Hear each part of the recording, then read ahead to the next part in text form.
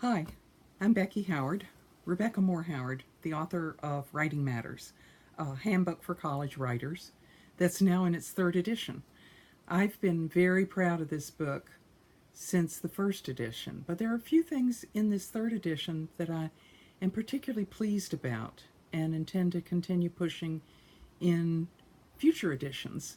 And so I'd like to tell you about, just overview them, and say one of those is there's a lot more about argument in this edition of Writing Matters.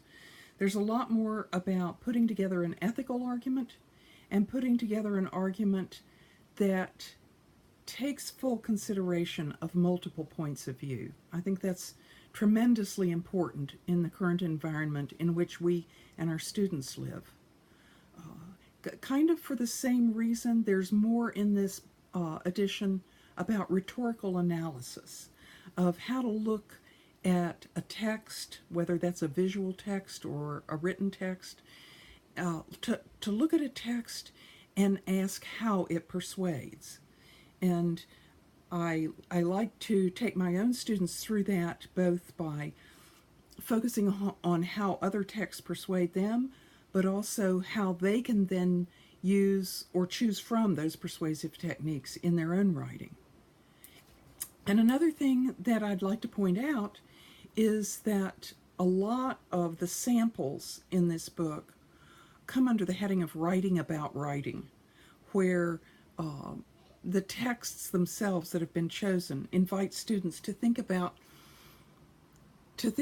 how they themselves write and what their own literacy practices are. And finally, one other thing I'd like to mention is that this edition of Writing Matters begins to introduce students in little spots throughout the text to thinking about accessibility of the texts they're writing. In other words, can people with